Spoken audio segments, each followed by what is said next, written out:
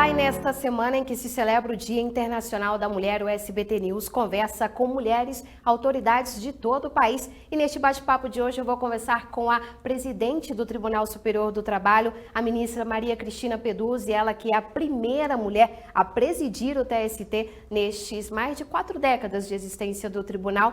Ministra, muito obrigada por sua participação aqui no SBT e já inicio perguntando, como é ocupar este posto de ser a primeira mulher a presidir o TST? É um prazer estar aqui no SBT. Muito obrigada, Carla, pelo convite. O fato de ser a primeira mulher a presidir o Tribunal Superior do Trabalho tem um significado simbólico e eloquente, né? Porque responde a um antigo questionamento, não é, de Virginia Woolf, o que é ser mulher? Então, é uma oportunidade que nós mulheres temos, né, de mostrar a nossa capacidade de trabalho, o nosso engajamento. Essa importância, portanto, significa poder comunicar à sociedade, né, o chamado, né, empoderamento feminino, não apenas, né, no Poder Judiciário brasileiro, mas refletindo a realidade da presença da mulher em postos de liderança. Então, esta contingência, ela oferece esta mensagem emancipatória para as mulheres e meninas brasileiras, de que, independentemente da profissão exercida, né, nós estamos ocupando os espaços de liderança. E, ministra, a gente sabe que, como empoderamento, de ocupar espaços, estão muito nesses últimos anos, principalmente quando a gente fala das mulheres. Mas a gente ainda vê pouca representatividade feminina dentro do judiciário. Quais são os desafios para as mulheres dentro do judiciário? No Poder Judiciário, eu posso lhe dizer que, como o ingresso se dá por meio do concurso público, nós temos, em especial na Justiça do Trabalho, uma equalização de gênero. Nós percebemos que ainda existe um desnível, digamos, de gênero quando os postos, né, de promoção e postos superiores, mais altos da carreira, são apresentados. Nós temos, portanto, equalizado até com pouco superior o número de percentual de mulheres na Justiça do Trabalho no ingresso e, digamos, é o ramo do Poder Judiciário onde esta democratização mais se identifica. Nos tribunais regionais, nós ainda não chegamos a 40% de mulheres, estamos ao redor de 40%, e o desnível de gênero se coloca, se nós considerarmos as cortes superiores. Aí a diferença ainda é expressiva. Portanto, eu digo que o maior desafio é a paridade na magistratura e em outras profissões, no serviço público e na iniciativa privada, é que esta equalização acompanhe as promoções para os cargos mais elevados na estrutura do Poder Judiciário ou na estrutura da empresa. Ministra, então, a senhora, como ocupa um cargo alto, a senhora acredita que ainda há, quando as mulheres elas conseguem chegar a estes postos mais elevados, ainda há preconceito? A senhora já enfrentou, por exemplo, algum olhar diferente? Eu sempre digo que a mulher ainda tem que trabalhar mais do que o homem para conquistar o mesmo reconhecimento. Em relação à ocupação de cargos de direção e gerência, o percentual cai ainda mais. As mulheres percebem, em geral, nesses cargos de direção, 61% a 63% do rendimento dos homens. E os homens, maioria na ocupação desses cargos de liderança. A parte feminina corresponde a 37,4% da dos homens. Então, essa desigualdade no mercado de trabalho, ela é, eu digo, alimentada porque existe uma desigualdade na própria distribuição das tarefas domésticas. De acordo com essa mesma pesquisa, as mulheres dedicam, em média, 21 horas e pouco por semana a tarefas domésticas e os homens 11 horas semanais. Então, é uma desigualdade, digamos, cultural que se reflete no campo do trabalho e que se reflete também no serviço público, apesar do ingresso se efetivar por meio do concurso público, e aí não há como, não é distinguir, mas na ocupação dos postos de liderança nós temos ainda essa desigualdade. A gente sabe que a legislação brasileira trabalhista, ela traz uma série de proteção para as mulheres, né? Só que essas proteções é vistas como lado, como uma conquista nos últimos anos das mulheres de conquistar essa proteção, mas que às vezes muitas têm dificuldade justamente por terem esses direitos de conseguir uma vaga de trabalho, porque às vezes o empregador acha por bem contratar um homem do que uma mulher devido às condições que as mulheres têm, as proteção. Essa legislação brasileira, ela é justa com as mulheres? Todo o excesso de proteção gera desproteção exatamente por isso, né? Que você assinalou.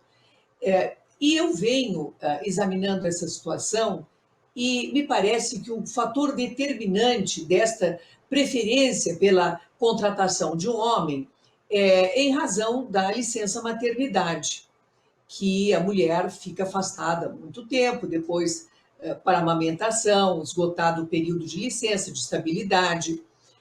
E eu preconizo que só vamos equalizar estas oportunidades de ingresso quando adotarmos, a exemplo de países como a Alemanha, né, como na Escandinávia, Portugal já tem uma espécie também de licença parental, é a adoção da chamada licença parental.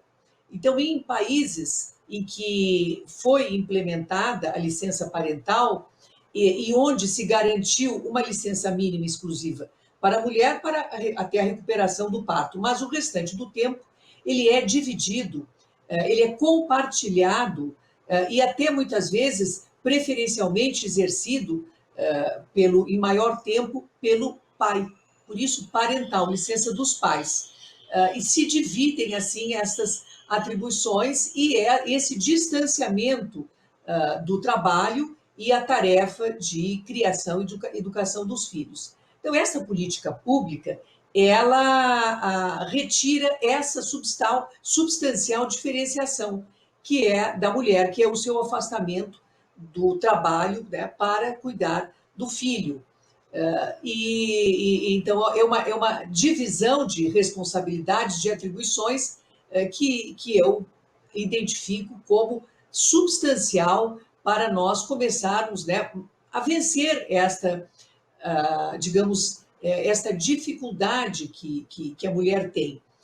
E, por parte da legislação, ela própria, exceto no que se diz com a maternidade, ela tem equalizado os direitos e as obrigações das mulheres e dos homens, exatamente para que o excesso de proteção não gere desproteção. Então, a legislação, só naquilo que diz com a força física, com as condições físicas da mulher e com a maternidade, é que está estabelecendo um regime diferente. Ministra, a senhora citou aí o exemplo de outros países, né, que acabam adotando uma licença mais parental, ou seja, com o homem ali também participando. Mas a senhora acredita que esse modelo, o Brasil, ele tem espaço no país? Até porque a gente, infelizmente, ainda vê um papel muito estigmatizado da mulher aqui, né? A gente tem um papel ainda muito... o Brasil ainda caminha com o papel da mulher ali, sendo ela a principal a fazer os afazeres de casa. Como é que a gente transforma, então, e chega ao ponto de ter esse modelo aqui no país? Esse modelo, claro que depende de lei, né? Não é o tribunal que vai estabelecer. Mas o empregador, em princípio, não tem diferença para ele, a não ser a equalização entre homem e mulher do afastamento. E para a Previdência também. Em princípio, não há um estabelecimento de um ônus, né, maior, porque apenas se transfere a possibilidade do afastamento para o homem, e não é exclusivo da mulher. Agora, a remuneração Claro que acaba tendo uma repercussão, porque o homem, como nós vimos estatisticamente, ele ganha mais do que as mulheres, ainda, né, em determinadas atividades, a sua remuneração é maior. Mas, tirando, né, esta distinção, o afastamento será de um ou de outro. Então, o empregador não terá ônus maior em função disso, nem a previdência social, exceto quanto à remuneração do homem e a remuneração da mulher, se a primeira for superior, não é, à da segunda. Mas me parece que é uma medida que, com o tempo, ela poderá ser, se o Poder Legislativo, né, entender, poderá ser adotada, porque em muitos países ela já está implementada e O com tempo sucesso. Sim, o tempo vai trazer também outras respostas para a gente, né, ministra, quando a gente fala do momento atual que o mundo vive, né, uma pandemia, uma das maiores, sem dúvida, uma das maiores da história da humanidade. A gente já vem há um ano aqui no Brasil com essa pandemia que provocou a mudança de trabalho de muitas pessoas, né, saindo dos escritórios, indo trabalhar em home office e outras atividades surgindo em relação a tudo que a gente está vivendo. Como é que a pandemia, né, e transformando essas relações de trabalho, ela impactou justamente no trabalho das pessoas?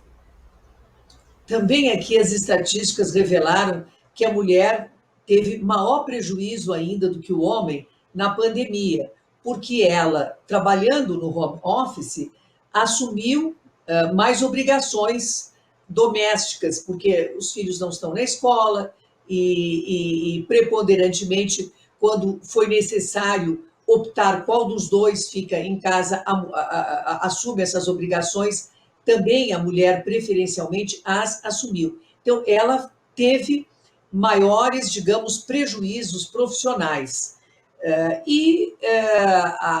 Eu penso que nós já estamos mudando a nossa cultura no sentido de dividir as atribuições. Hoje, a juventude, se percebe, compartilha estas tarefas domésticas com mais regularidade do que antes ocorria.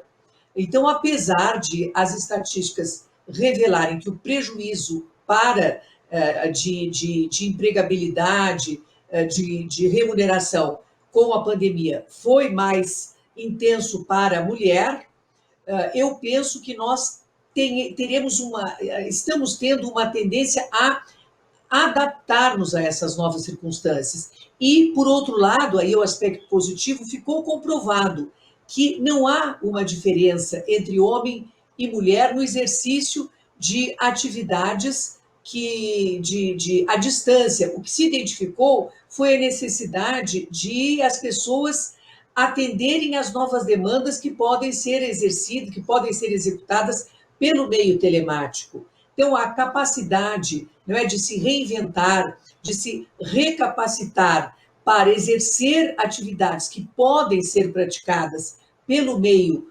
remoto, alcança igualmente, sem distinção, o homem e a mulher. Então, nós estamos num processo de adaptação e provavelmente adoção do teletrabalho num percentual bem maior do que o fazíamos antes da pandemia, porque significou para o empregador redução de custos, significou para o empresário, não é, necessitar espaços menores para exercer a sua atividade, significou que ele pode contratar empregados num nível de concorrência muito maior, porque eu posso contratar até um empregado que mora no exterior para trabalhar por esse meio. Então, a concorrência, ao mesmo tempo em que ela se acentua, ela também alcança trabalhadores que estão em locais onde o mercado de trabalho presencial antes não era, digamos, tão frequente. Né? Então, eu estou morando no interior e posso disputar uma vaga com aquele que está na capital, porque vamos ambos trabalhar pelo meio da telemático. Então, eu penso que é um fator que equaliza materialmente o gênero, não só as distâncias são superadas, mas também equaliza o gênero, porque a capacidade intelectual do homem e da mulher não se distingue. Quando a gente pensa realmente nos escritórios em que realmente houve uma facilitação, né, com a ida para casa no home office, mas a gente vê que outros setores não conseguem trabalhar sem ser presencialmente. E agora a gente vê um movimento no país em que há necessidade de se fechar algumas atividades, justamente pelo avanço da pandemia neste momento. Inclusive, os infectologistas, os cientistas são unânimes em dizer que agora, março, o Brasil ainda vai enfrentar uma pandemia muito severa. Como é que a gente equilibra, né, essas questões entre a necessidade de se fechar serviços, né, parar atividades, o lockdown, a economia? Como é que fica tudo nessa balança? As transformações, elas já vinham se operando no mundo do trabalho em razão da chamada Revolução 4.0, né? A revolução que envolve uma inteligência artificial, o trabalho prestado por meio de plataformas, de aplicativos. E a pandemia foi um fator catalisador, digamos, destas novas formas de prestar o trabalho, que não são necessariamente as tradicionais, com vínculo regido pela CLT. Nós temos o trabalho autônomo prestado de uma forma, não é, muito intensa. Então, essa revolução, ela estabelece novas modalidades de prestar trabalho, novas modalidades de remuneração, e exige que nós repensemos as profissões que são necessárias para atender a novas demandas. Então, nós não imaginávamos uma série de profissões que poderiam ser exercidas de forma exclusivamente remota, e hoje se revela essa possibilidade. Então, sem dúvida, nós estamos nos readaptando, precisamos investir em capacitação profissional, em recapacitação de pessoas que possam, né, ser aproveitadas nesses novos mecanismos e nessas novas demandas, mas sempre haverá atividades que só podem ser exercidas pelo meio presencial, isso não há dúvida.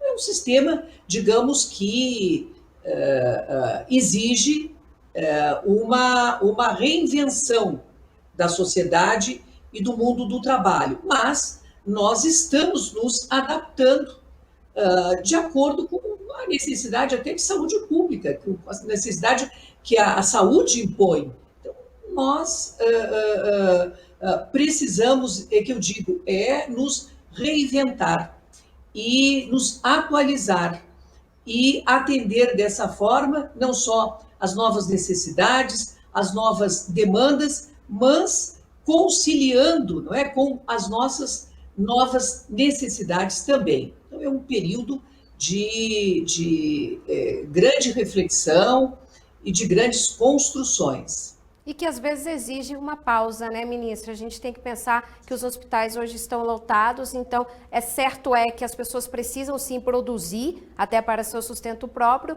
mas tem que estar aliado aí ao que diz a nossa ciência. Você poderia repetir a pergunta? Eu não escutei. Claro, não, eu só estava dizendo que a questão é que, às vezes, há a necessidade de uma pausa, mesmo que a gente saiba que há essa necessidade das pessoas de produzirem até para o seu autossustento, mas que também tem que se estar de olho aí ao que diz a ciência em relação à necessidade de se tentar minimizar os impactos no sistema público de saúde. Não há dúvida. Eu posso citar como exemplo as medidas que nós adotamos no âmbito do Tribunal Superior do Trabalho. E no dia 17 de março do ano passado, nós fechamos a atividade presencial. E, ao final do ano, nós, em novembro, fizemos uma reabertura com limite apenas de 30% e aumentamos a nossa produtividade em mais de 6%. Continuamos prestando a jurisdição por meio da videoconferência, por meio do trabalho remoto, e nos reinventamos. A saúde que está realmente é a nossa prioridade. O nosso processo, agora, novamente voltamos ao exclusivamente telepresencial, só atividades essenciais é que são presencialmente exercidas. Então, a atividade jurisdicional não sofreu qualquer interrupção. Nós estamos atendendo o jurisdicionado, estamos atendendo a sociedade, julgando os processos, mas observando com rigor as normas impostas pelo serviço de saúde, que é quem determina, né, as nossas atividades presenciais ou telepresenciais. Então, a segurança dos trabalhadores, dos nossos magistrados, dos nossos servidores, dos nossos colaboradores, é prioridade, junto com a permanência da prestação jurisdicional pelo meio da videoconferência, pelo meio telemático. Ministra, infelizmente o nosso tempo chegou ao fim. Eu gostaria de agradecer a participação da senhora, desejar um Dia das Mulheres especial. Muito obrigada pela participação aqui no SBT News. Muito obrigada, Carla. Parabéns a você e parabéns a todas as mulheres que batalham e que são e sempre serão vitoriosas. Muito obrigada. Você acompanhou a entrevista com a presidente do TST, a ministra Maria Cristina Peduzzi, ela que é a primeira mulher a presidir o Tribunal Superior do Trabalho. E fique ligado que ao longo da nossa programação vamos ter outras entrevistas.